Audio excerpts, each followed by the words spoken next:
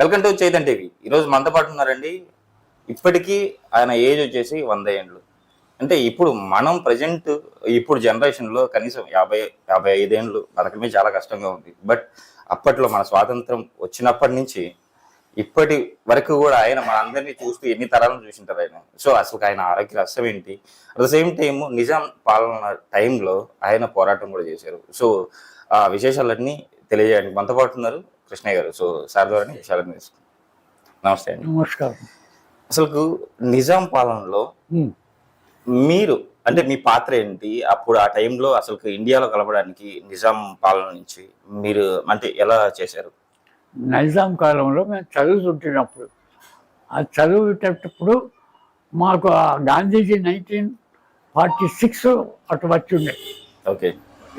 వచ్చినప్పుడు అది చూసాం. అది కాకుండా మాకు కొంచెం విద్యార్థిగా ఉంది కదా కాలేజీలో, మాకు దాని మీద ఒక అవగాహన ఉంది.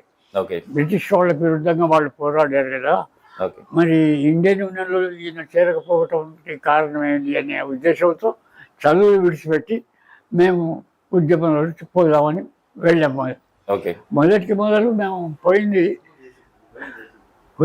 మన విజయవాడకి పోయినాం అనమాట. అక్కడ క్యాంప్ ఉండే యాదగిరిచారి వాళ్ళు.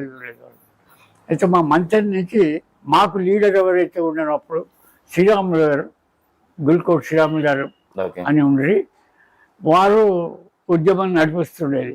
అయితే వారు అప్పటికే అండర్ గ్రౌండ్కి వెళ్ళిపోయినారు కదా. ఓకే.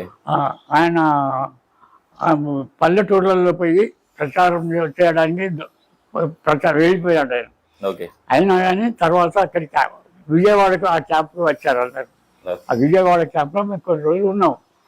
ఉన్న తర్వాత మాకెందుకో వాళ్ళ ఆ విజయవాడ క్యాంప్ అప్పుడు ఐగ్రవాచారి వాళ్ళు హేమాహేమీలు ఉండి కానీ అన్నీ ఉన్నా కానీ మాకేమనిపి కొద్దిగా సాటిస్ఫాక్షన్ కాలేదు.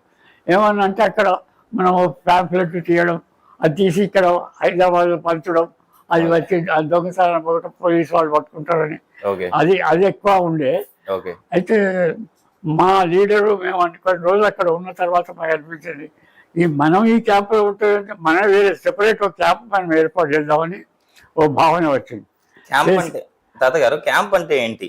క్యాంప్ అంటే ఈ ఉద్యమకారులు ఎవరైతే ఉన్నారో గవర్నమెంట్కి విరుద్ధంగా ఇండియన్ చేరాలని పోరాడాలని తెలుసుకునే వాళ్ళం మనం అక్కడ ఒక క్యాంప్ చేసి ఇక్కడి ప్రజలను, హైదరాబాద్ వాళ్ళ ప్రజలను ఎట్లా మనం అక్కడ రావటమే కాదు, అండర్ గ్రౌండ్లో వచ్చి వాళ్ళని ఎట్లా వాళ్ళని ఉద్రేకంలోకి తేవాలి, వాళ్ళని ఎట్లా ఈ ఉద్యమంలో ఇన్వాల్వ్ చేయాలి అన్న దానికోసం అక్కడ ప్యాంప్లెట్ అంటే అప్పుడు ఇంత ప్రింట్ అంత ఫ్రీగా లేదు.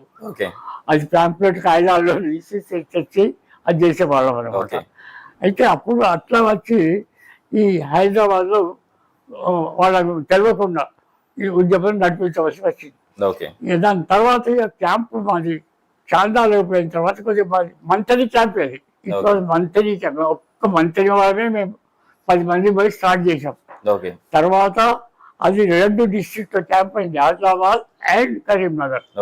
2 డిస్ట్రిక్ట్ క్యాంపు. దాదాపు 200 మంది అక్కడికి వచ్చారనమాట, అటు అన్ని ప్రాంతాల నుంచి. సిరివంచలో మా క్యాంప్, మా సబ్ క్యాంప్ అనమాట. Chanda camp sub camp for Manthenians. Mantheni వాళ్ళం మేము కొందరం కలిసి మళ్ళీ మేము అక్కడ సిరివంచలో క్యాంపు. అక్కడి నుంచి యాక్షన్ చేయవచ్చు అని హైదరాబాద్ లోపలికి రావచ్చు, అది రావచ్చు. అయితే సిరివంచ క్యాంప్లో నేను ఇన్ఛార్జ్గా కూడా ఉంటుంది కొన్ని రోజులు. మేమే 7-8 మంది ఉంటుంది మంత్రి వాళ్ళం, అట్టించి చాందా నుంచి వచ్చిన వాళ్ళం. ఇప్పుడు 200 మెంబర్స్ మీ గ్రూప్ లో వచ్చేసి ఫస్ట్ మీరు ఒక 10 మెంబర్స్ తోనే స్టార్ట్ చేశారు. తర్వాత ఫస్ట్ 10 మెంబర్స్ తోనే స్టార్ట్ చేశారు, తర్వాత 200 మంది వచ్చారు. సో ఈ 200 మందికి మీరు గైడ్ చేశారా? మేము అంటే మా లీడర్ ఎక్కడనే ఉండేది కదా. దాని తర్వాత పెద్ద వాళ్ళు వచ్చారు దాంట్లోకి, ఆ క్యాంపుకు.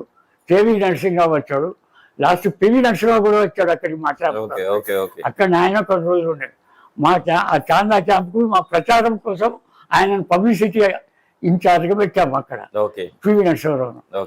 ఇక తర్వాత వీళ్ళు మినిస్టర్ తర్వాత చీఫ్ మినిస్టర్ అయినాడు అక్కడ ఆంధ్రప్రదేశ్, మహారాష్ట్రకు. పేరు ఎప్పుడో వస్తుంది. అయితే ఫస్ట్ చీఫ్ మినిస్టర్ అన్నాడు ఆయన. అక్కడికి మా క్యాంప్కి వచ్చి ఆయన కూడా వచ్చి చాందా క్యాంప్. ఓకే. అయితే మేము చాందా ఫస్ట్ నేను తిరువెంతకు వచ్చేటప్పుడు రూట్ లేదన్నమాట, అడవిలోంచి రావాలి. ఓకే. అక్కడి నుంచి అడవిలోకి వచ్చి అక్కడ వచ్చిన తర్వాత అక్కడికి కాంగ్రెస్ ఆయన టికెట్ చిట్టి ఇస్తే అక్కడ ఆయన ఇంట్లో దిగాం. ఆ డేట్ కూడా నాకు 1 నవంబర్ అని, ఎందుకంటే ఆ రోజు అక్కడ దీపావళి అయింది.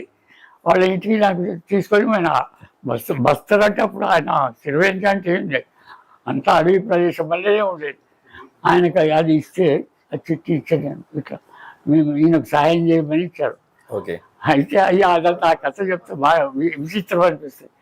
వాళ్ళ ఇంట్లో దిగితే ఆయన ఏం చేశారు, అక్కడి పద్ధతి ప్రకారంగా నివాళి చూపించడానికి బయట నుంచి వస్తారు వాళ్ళు. ఓకే. ఆడివాళ్ళు వాళ్ళు, చాకల వాళ్ళు. అయితే మా దగ్గర పైసలు ఎక్కువ ఉంటాయి నా దగ్గర, నేను ఒక్కనే పోయినా అనమాట ఫస్ట్ టైం అక్కడికి. నన్ను పంపారు లారీ మీద, దారిలో చెట్లు కొట్టుకుంటూ ఆ లారీ మీద రావాల్సి వచ్చింది. వచ్చిన తర్వాత వాళ్ళ ఇంటికి పోతే ఆయన నాకు ఒక పావుల పైసలు ఇచ్చారు. పావుల అంటే ఇచ్చి అది మీరు నివాళీలో వేయండి అని సర్వే విషయాలు. అంటే గంత పైసలు ఇరుకటం ఉండే ఆ కాలంలో. అది అట్లా సిరివెంచల క్యాంపులో ఇచ్చారు. నేను ఉంటే అది చూసి వచ్చిన తర్వాత మళ్ళా కొన్ని రోజులు 2-3 రోజులు ఉన్న తర్వాత మళ్ళీ చాందాకు వెళ్ళిపోయాను ఇదే లారీ మీద. పోయిన తర్వాత అక్కడ ఈ సంగతి ఎట్లా బార్డర్ ఎట్లా ఉన్నది, ఎట్లా మనం క్రాస్ చేసిపోవచ్చు ఇవన్నీ చెప్పిన తర్వాత అక్కడ చాందా కలపడం మాది అందరూ మంత్రి వాళ్ళం ఎక్కువ ఉంటుంది. ఈ తర్వాత డెవలప్ అయింది అనుకోండి. అయితే అక్కడికి పోయి చెప్పేట చూసి వచ్చాను నేను. పోవచ్చు మనం, కాకపోతే వారానికి ఒకసారి బస్సు ఉండేది అక్కడికి పోయే తర్వాత పోయేది మేము. ఇప్పుడు నిజాం పాలన తాతగారు, ఇప్పుడు నిజాం పాలనలో మన అంటే హైదరాబాద్ ని మన ఇండియన్ గవర్నమెంట్ లో కలపడానికి అప్పుడు సర్దార్ వల్లభాయ్ పటేల్ గారు ఆర్మీని కూడా బెటాలియన్ కూడా దింపారు. సో బెటాలియన్ దింపక ముందు సో హైదరాబాద్ లో రజాకార వ్యవస్థ ఉండేది కదా. సో అట్లా అప్పుడు ఆ టైంలో ముస్లిమ్స్ వల్ల అంటే ఆ నిజాం పాలన వల్ల హిందువులు ఎలాంటి ఇబ్బందులు పడేవాళ్ళు ఇక్కడ హైదరాబాద్ లో అప్పుడు ప్రాక్టికలీ రజాకార్ ప్రభుత్వం నడిచేది. అంటే రజాకారులు చివరకు ఇంత వాళ్ళ పవర్ఫుల్ అయిపోయినారు. రజాకారు అంటే తెలుసు కదా, వాలంటీర్ రజాకారు అంటారు. వానంతటి వాడు గవర్నమెంట్, నైజాం గవర్నమెంట్ సహాయం చేసేవాడు రజాకారు అర్థంలో. అయితే వాళ్ళకు విరుద్ధంగా వాళ్ళు ఏం చేశారంటే 1947, 57 ఆ రోజు వాళ్ళు ఆజాద్ హైదరాబాద్ అని వాళ్ళు స్లోగన్ తీసుకొని వాళ్ళు కూడా చేశారు. జెండా వాళ్ళ జెండా ఎగరేశారు. మేము కాంగ్రెస్ జెండా, అప్పుడు మన త్రివర్ణ జెండా కాదు, కాంగ్రెస్ జెండానే చక్రవర్ణం అది ఉండేది. అది మేము వేసాం ఊళ్ళో వేసి మేము ఇండియన్ యూనియన్ చేరాలన్న దానికోసం వేసాం. అయితే ఆ పోలీసు వాళ్ళు సరే అక్కడ వాళ్ళు నైజాం పోలీసు వాళ్ళు వచ్చి దించటం అవన్నీ వాళ్ళు ఇంటికి వచ్చి జబర్దస్త్ చేయడం అవన్నీ వేరే. ఈ రజాకారు వస్తే మాత్రం వాలంటీర్ మా ఆడవాళ్ళకు కూడా శిక్షణ ఇచ్చాం కొందరికి. వాళ్ళు రజాకారుకి ఇంటికి వస్తాం, మీరు కారు వెళ్ళాలి అటువంటి ట్రైనింగ్ కూడా ఇచ్చాం అప్పటికి. ఇక తర్వాత మేము అక్కడికి చాలా పోయిన తర్వాత మేము ఎన్నో విధాల ట్రైనింగ్లు తీసుకున్నాం అక్కడ మా క్యాంపులో. ఇది మొదటికి గేరళ ట్రైనింగ్ తీసుకున్నాం, నరసింహారావు అని ఒక గేరళ ట్రైనింగ్ తీసుకున్నాం. తర్వాత ఈ కొట్టేతో దాంతో కత్తితో దాంతో అటు ట్రైనింగ్ తీసుకున్నాం. దాని తర్వాత తుపాకులు గన్నులు తీసుకున్నాం. తర్వాత సరే ఇండియన్ ఆర్మీ వచ్చిన తర్వాత మాకు మోటార్స్ అవి ఇవి పంపే ట్రైనింగ్ కూడా ఇచ్చారు. ఆ ఫోటో ఉండేది మా ఇంట్లో, అక్కడ వీళ్ళందరూ చూశారు. ఇప్పటికి కూడా ఉంటుంది దాంట్లో. బాంబులు ఎలా వేయాలి బయటకు ఎట్లా దాని మీద ట్రైనింగ్ ఇచ్చాం మాకు. అది అదే కాకుండా మాకు అయ్యే వాళ్ళు ఇండియన్ నేషనల్ ఆర్మీ అప్పుడు అది తీసివేశారు కదా మన ఇంగ్లీష్ ఆర్మీలో ఇచ్చి. ఆ వాళ్ళందరూ సుభాష్ చంద్రబోస్ దగ్గర ఉన్న వాళ్ళు యాక్చువల్గా వాళ్ళు మాకు ట్రైనింగ్ ఇచ్చేది అక్కడ ఏది నాగ్పూర్లో. మేము చాందా క్యాంప్లో ఉన్నప్పుడు నాగ్పూర్లో ఇచ్చేది. ఆ ట్రైనింగ్ కూడా తీసుకున్నాం. అది అన్నిటికంటే ఎక్కువ మాకు పవర్ఫుల్ అంటే ఉత్సాహం ఇచ్చేది అది సుభాష్ చంద్రబోస్ దగ్గర అయ్యే వాళ్ళు ఇచ్చిన ట్రైనింగ్. అక్కడ మేము అప్పుడప్పుడు వాళ్ళు పోలీస్ వాళ్ళు చెప్తే మనం వింటాం, మీరు స్టూడెంట్స్ మీతో వచ్చిన వాళ్ళు అనేది ఇంకా అప్పటికి ఉద్యోగం జోష్ ఉంటుంది. వాళ్ళు చెప్తే జవాబు చెప్తే మనం వింటాం అన్నట్టు ఉంటుంది. యంగ్ బ్లడ్ ఉత్సాహం బాగా ఈ ట్రైనింగ్లు బాగా పనిచేసినాయి. అక్కడ చాందాలో మేము ఉండేప్పుడు ఆ ఉసుకలో పొద్దుటి చల్లటి దాంట్లో ట్రైనింగ్ ఇచ్చేవాడు, కొట్టడం చేతితో బట్టి చేతితో చంపడం మన మనిషిని, అటువంటి ట్రైనింగ్ ఇచ్చాడు వాడు. కేరళ ట్రైనింగ్ వాడు, చైనా ట్రైనింగ్ అయ్యి వచ్చాడు నరసింహారావు అని ఆయన ఇచ్చాడు. అది దాని తర్వాత ఈ ట్రైనింగ్ ఏదైతే ఉన్నా అవన్నీ వాళ్ళు ఇచ్చారు. ఇండియన్ నేషనల్ ఆర్మీ వాళ్ళేదో మరీ క్యాంప్లో వాళ్ళు మాకు అది ఇచ్చారు. నాగ్పూర్ క్యాంప్లో ట్రైనింగ్ ఇచ్చేది వాళ్ళే అద్భుతం. వాళ్ళతో జోషితో వచ్చేది. ఆయన చెప్తుంటే సుభాష్ చంద్రబోస్ గురించి చెప్తుంటే మా కెప్టెన్ వాడు. మీరు కలిసారా ఎప్పుడన్నా సుభాష్ చంద్రబోస్ గారు? సుభాష్ చంద్రబోస్ ఒక్కడిని కలవలేదు, అందరినీ కలిసారు. ఎందుకంటే ఆయన పార్టీ అది అయిపోయినాడు కదా, దాని నుంచి పడిపోయినాడు.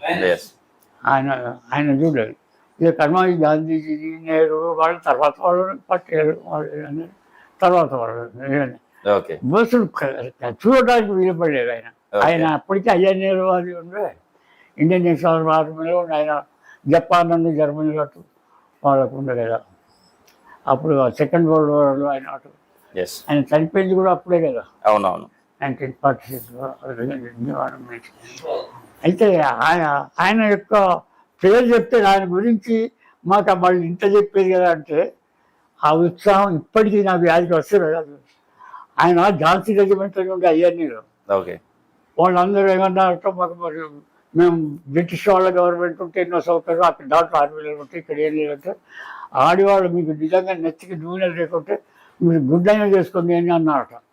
ఒకవేళ మీకు నిజంగానే ఇండియాకు స్వాతంత్రం రావాలని పోరాడు తలుచుకుంటే మీకు సిక్కోళ్ళని గడ్డని తీయమనండు. నూనె సప్లై ఎక్కడి నుంచి ఇస్తాం, మీరు గడ్డలు తీసుకోండి మీకు దేశం మీద భక్తి ఉంటే. అయితే ఎంతోమంది గడ్డలు తీసుకుని మా క్యాంప్ వాళ్ళు గడ్డలు తీసుకున్నాడే ఉండే పాపం. అంత ఆయన పవర్ఫుల్ స్పీచ్ అనమాట. సుభాష్ చంద్రబోస్ అంటే వాళ్ళ దేవుడు అనేది వాళ్ళకి యాక్చువల్లీ సుభాష్ చంద్రబోస్.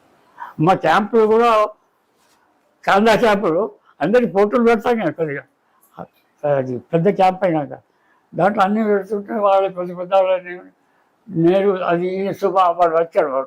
వాడు పట్టుకొని సుభాష్ చంద్రబోస్ కొంచెం చిన్నగా ఉన్నాయి. వాడు వస్తున్నాడు, కరెక్ట్గా సలాం పెట్టాడు. ఇంకా ఈయన ఒక్కడిని పెట్టుకోవాలి, కర్మాయి వీళ్ళు అంతే అన్నాడు. అప్పుడు నిజంగా మాకు ఆయన అంటే గౌరవం బాగా. సుభాష్ చంద్రబోస్ అంటే ఈ విధంగా గౌరవం. యాక్చువల్లీ ఆయన చూడటం వీలు పడలేదు మాకు, కానీ గాంధీజీ గాంధీ అప్పుడు పోయిన తర్వాత గాంధీని అప్పుడు గాంధీజీ అంటే సరే అదో విధంగా అప్పుడు మాకు ఎట్లా ఉన్నట్టు కొద్దిగా సోషలిస్ట్ భావాలు ఎక్కువ ఉన్నాయి క్యాంపులో ఉండేప్పుడు. అయితే గాంధీజీ సిద్ధాంతం గోల్ ముఖ్యమా మనం లేకుంటే ప్రొసీజరా, గాంధీజీ అంటే ప్రొసీజరే అంటాడు ఆయన. ప్రొసీజర్ మాత్రం రైట్ ఉండాలి అని. ఆ రైట్ ఉంటే నువ్వు గోవే చేరకపోయినాక ఆ రైట్ ఎందుకంటే మా సిద్ధాంతం ఉండేప్పుడు. మీరు కలిసారా గాంధీజీ గారిని? గాంధీజీ సార్ ఆయన క్యాంప్ కూడా అక్కడ మేము ఆశ్రమం పోయినా కదా. ఆయన గెలిచే ఆశ్రమానికి చాందా దగ్గర చాందా నుంచి అక్కడికి పోయేది. 2-3 వంటలు పోయినాం ఆయన ఆశ్రమానికి ఆ కాలంలో. మొదటికి చూసినాం, వరంగల్ చూసాం, తర్వాత అక్కడికి. తాతగారు ఇప్పుడు మీకు దగ్గర 100 సంవత్సరాలు దగ్గర వచ్చాయి. అవును. ఇప్పుడు మీకు అంటే ఇంత ఏజ్ వచ్చేంత వరకు కూడా ఇంత బలంగా ఉన్నారు, మీ పనులు మీరే చేసుకోగలుగుతున్నారు. సో మీరు అప్పట్లో ఎలాంటి డైట్ తీసుకునే వాళ్ళు, ఎక్సర్సైజ్ ఏమైనా చేసేవాళ్ళ? అప్పుడు ప్యూర్లీ మాది అంటే నాన్ వెజిటేరియన్ ఫుడ్ పని, బ్రాహ్మిన్స్ మీద. ఆ ఇంట్లో ఈ పప్పు అన్నం అవే తినేది, కానీ ఈ వేరే పప్పు అన్నం కూరగాయలు. ఆవు పాలు మాత్రం తాగేది. మా ఇంట్లో ఆవు సంతానం ఉండేది, ఆవు పాలు ఎక్కువ చిన్నప్పుడు. మంచినీళ్ళు అప్ టు 7th ఉండేది, మిడిల్ స్కూలే. మిడిల్ స్కూల్ దాంట్లో మా ఊరిలో చదువుకున్నాము. ఆ చదువుకునేటప్పుడు పండుగ రోజు కూడా వాళ్ళ హెడ్ మాస్టర్ పిలిచి కొన్ని భోజనాలకు పంటారు అనేటువంటి రోజులు అవి. కొంచెం మొత్తం ఆ మిడిల్ స్కూల్లో అందరం కలిసి 80-90 మంది ఉంటుంది. ప్రతి క్లాసు 10-15 మంది 20 మంది. అయితే అప్పుడు అది చదువు యొక్క పద్ధతికి అట్లా ఉండేది. అప్ టు 7th అక్కడ. దాని తర్వాత 8th ఎప్పుడైతే వచ్చామో అది కరీంనగర్ డిస్ట్రిక్ట్లో ఆఫీసర్ వచ్చేది. అయితే డిస్ట్రిక్ట్లో హై స్కూల్ ఉండేది. సూబాలో కాలేజ్, ఇంటర్మీడియట్ కాలేజ్ ఉండేది. యూనివర్సిటీ రావాలంటే ఒకటి హైదరాబాద్ తప్ప వేరే బిఏ చదవాలంటే. అయితే మేము అప్పుడు వరంగల్కి వచ్చాము హై స్కూల్ కొరకు, హై స్కూల్ ఎడ్యుకేషన్ కొరకు. కరీంనగర్లో ఉండే కానీ అక్కడ నీళ్లు వసతి లేదు, కరెంట్ లేదు అప్పటికి. ఓకే. కరీంనగర్లో కూడా లేదు ఇంకా మా డిస్ట్రిక్ట్లో. ఓకే. అందుకోసం మేము వరంగల్ వచ్చి చదువుకునేది అప్పుడు. వరంగల్ మా హై స్కూల్ ఎడ్యుకేషన్తో Warangal high school, intermediate, okay. Degree సరే యూనివర్సిటీకి వచ్చాం. అంటే అప్పట్లో డిగ్రీ చదివారు? అప్పట్లో డిగ్రీ చదివారు. అంతా మాది ఉర్దూ మీడియమే. Okay. Urdu medium. Urdu medium అంటే ఇప్పుడు మనం యాక్చువల్లీ మన తెలుగు రాష్ట్రాల్లో ఉన్నాం, మనకు తెలుగు లేదు అప్పట్లో. అప్పట్లో మనకు తెలుగు లేదా? లేదు సబ్జెక్ట్ మాది ఉర్దూ మీడియమే. నిజాం పాలన 1947 దాకా మాకు ఉర్దూ అయినాయి. దాని తర్వాత కూడా అదే కంటిన్యూ కొన్ని రోజులు. ఓకే. మా బిఎస్సి దాకా ఉర్దూ మీడియమే. ఓకే. బిఎస్సిలో తర్వాత ఇంగ్లీష్ మీడియం అది అయింది. ఓకే. అయితే ఒకేసారి మాకు చేంజ్. అప్పటిదాకా ఉర్దూ మీడియం చదివి బిఎస్సి తర్వాత మళ్ళీ ప్రైవేట్గా ఇచ్చి బిఏ చేశాము. బిఏ చేశాను నేను. ఓకే. బిఎస్సిలో సబ్జెక్ట్ ఇవ్వలేకపోయినాం. ఈ ఉద్యమాలు అటు ఇటు తిరిగి ఓ సబ్జెక్ట్ ఫెయిల్ అయిపోతే తర్వాత నేను ఉద్యోగంలో జాయిన్ అయిన తర్వాత బిఏ చేశాను. తెలుగుతో చేశాను బిఏ చేశాను. English BA. నేను ఇంగ్లీష్ కూడా టీచర్గా ఎన్నో పని చేసి తర్వాత ఎన్నో పనులు చేసే ఉద్యోగాలు అవన్నీ బాగా ఆ కథలు అది వేరే. రెగ్యులర్ గా అంటే ఎలాంటి అంటే రోజు వారి వ్యాయామాలు ఏమైనా చేసేవాళ్ళ? ఫిట్ గా ఉండడానికి వ్యాయామాలు ఏమైనా చేసేవాళ్ళ? చిన్నప్పుడు మాకు అది ఈ దండలు బెట్టలు అని చిన్నప్పుడు చెప్పేది, ఇట్లా దండలు తీసుకోవడం. ఓకే. బడుగు కాగానే మాకు మా తల్లిదండ్రులు ఆ కాలం లేచేది. వాళ్ళందరూ ఇట్లా భూమి మీద పడుకొని పెద్ద అది దండలు తీసేది. అది మాకు మోడల్ మేము కూడా బాగా ఇలా తీసుకుంటే అది అలవాటు అయిపోయింది. అయితే మేము హై స్కూల్కి పోతే కూడా అక్కడ మేము అందరం చేసి అను ఈ శిరశాస్త్రం వేసటం ఆ కాలం శిరశాస్త్రం వేసేది మంచిది అని ఎవరో చెప్తారు. అప్పటి ఈ ఎక్సర్సైజులు చేస్తూ మొదటి ఉన్నది కొద్దిగా గొప్ప. అది చదువుకునేటప్పుడు ఆటలు గీటలు ఉండే, ఆటల మీద కూడా ఇంట్రెస్టే. అట్లా అంటే అప్పుడు ఆ కాలం ఉండేది ఫుట్బాల్, హాకీ, కబడ్డీలు అవి ఆటలు ఉండేది హై స్కూల్ లెవెల్లో. ఓకే. ఇప్పటికి ఎన్ని తరాలను చూశారు తాతగారు మీరు? తరాలు చూశాను. ఓకే. నా మనవరాలు 5 ఉన్నారు ఇప్పుడు అందరు కలిసి. Okay. So I have seen 4th generation. Now I am seeing 4th generation, 4వ generation. Okay. They are all well off. 4వ జనరేషన్ నాకు భగవంతుని దయ వల్ల అందరూ వెల్ ఆఫే ఉన్నారు. ఫైనాన్షియలీ కానీ, చదువుల్లో కానీ, అన్నిట్లలో అన్ని ఈ 4వ జనరేషన్ వాళ్ళు మంచిగా ఉన్నారు. నాకు అదొక సరే చనిపోయిన బిడ్డలు చనిపోయినాడు, వాళ్ళు ఎవరు అల్లుళ్ళు చనిపోయినారు, అది ఆ దుఃఖం ఉండనే ఉంటుంది. మా ఫ్రెండ్స్ అయితే ఒక్కడు లేడు, ఫ్రెండ్స్ అందరు చనిపోయినారు. ఐ ఆమ్ ఓన్లీ పర్సన్ మా ఫ్రెండ్స్ లోపల. నేను అంటే నాకు తెలిసి కూడా తాతగారు అంటే 100 ఏళ్ళు ఉన్న వాళ్ళలో అంటే నాకు ఒక 1 or 2 మెంబర్స్ చూసి అందులో మీరు ఒకరు. 1 or 2 మెంబర్స్ చూసి అందులో మీరు ఒకరు. 100 years దాటి మన స్వాతంత్ర పోరాట టైం నుంచి ఇప్పటి వరకు ఉన్న వాళ్ళు. అవును. సో గ్రేట్ పర్సన్స్, సెల్యూట్ చెప్పాలి మీకు. Thank you. ఇప్పుడు నా జనరేషన్ వాళ్ళు, నాకు తెలిసిన వాళ్ళు ఒక్కళ్ళు ఉన్నారు హైదరాబాద్లో బతికి. అది మీ పేరు కూడా విన్నారు, ఐఐటి రామయ్య. ఆయన ఒక్కడు ఉన్నాడు. ఆయన చూసి వచ్చాను నేను మొన్న పోయి. ఓకే. ఆయన నాకంటే 3 ఏళ్ళు పెద్ద. ఇంకా ఆయన సరే బెడ్ రీడర్, పూర్తి బెడ్ రీడర్. నేను పోయినప్పుడు కూడా బెడ్ రీడర్ పాపం చూసి వచ్చాను. ఆయన ఎందుకంటే ఆయన టీచర్స్ యూనియన్లో వరంగల్లో సెక్రటరీ ఉండే, నేను కరీంనగర్లో ఫస్ట్ సెక్రటరీ మేమే టీచర్స్ యూనియన్లో. నేను కరీంనగర్లో, ఆయన వరంగల్లో. ఆ విధంగా మాకు పరిచయం. తర్వాత ఆయన బిడ్డలు కూడా మంత్రికి ఇచ్చాడు, చుక్కరామయ్య బిడ్డలు మంత్రికి ఇచ్చాడు. సరే మా ఊరికి చుట్టాలు చేసుకోవాలి కామన్. నాకు యూనియన్లతో ఎక్కువ అది ఉండే కాంటాక్ట్స్ టీచర్స్. సరే ఉద్యోగం టీచర్గా పేరు ప్రతిష్టలు అవన్నీ మంచిగానే ఉండే. నేను ఎక్స్టెన్షన్ ఆఫీసర్గా పనిచేసా. పంచాయతీ సమితిలో ఒక 10 ఏళ్ళు ఎక్స్టెన్షన్ ఆఫీసర్గా పనిచేసా. ఒక 10 ఏళ్ళు ఇంగ్లీష్ ట్యూటర్గా పనిచేసా. మొత్తం డిస్ట్రిక్ట్లో ఉన్న టీచర్లందరికీ ఇంగ్లీష్లో ట్రైనింగ్ ఇచ్చడం అది చేసాం. అది కరీంనగర్లో. అది ఎక్కువ అది తర్వాత సరే హెడ్ మాస్టర్గా టీచర్గా పనిచేస్తాం. కొద్ది రోజులు చేసాం మొదట్లో. తర్వాత అది చేశాను. మొత్తం మీద లైఫ్లో ఉద్యోగ రీత్యా సాటిస్ఫైడ్, ఆరోగ్య రీత్యా కూడా నాకు సాటిస్ఫైడ్. ఆరోగ్యం కూడా సరే, అప్పుడు ఈ మధ్య ఒకసారి ఆపరేషన్, కంటి ఆపరేషన్ ఇదేదో మైనర్ అది అయింది అనుకో. ఓకే బ్లడ్ ఎక్కించారు, 3 గంటలు బ్లడ్ ఎక్కించారు నాకు ఓకే ఇక్కడ. ఒకసారి 6 బాటలు, ఒకసారి 8 బాటలు గట్లా ఎక్కి. అయితే నాలో ఉన్నది ఇప్పుడు నా ఒరిజినల్ బ్లడ్ కాదు, బహుశా వేరే వాళ్ళ బ్లడ్ కావచ్చు ఎక్కించినప్పుడు. ఓకే నాకు చిన్నప్పుడే వేరే వాళ్ళ బ్లడ్ ఎక్కించినట్టు. మా తల్లి చచ్చిపోతే నాకు పాలు ఇచ్చిన వాళ్ళు ఎంతోమంది నాన్ బ్రాహ్మిన్స్ వాళ్ళు కూడా ఇచ్చిన ఆ కాలంలో పాలు ఓకే ఎందుకంటే చిన్నప్పుడే చనిపోయింది.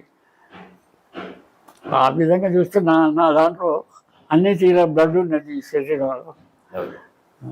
నిజంగా తాతగారు, నిజంగా మీతో ఇంటర్వ్యూ చేయడానికి నాకు అదృష్టంగా భావిస్తున్నాను. Thank you. Thank you.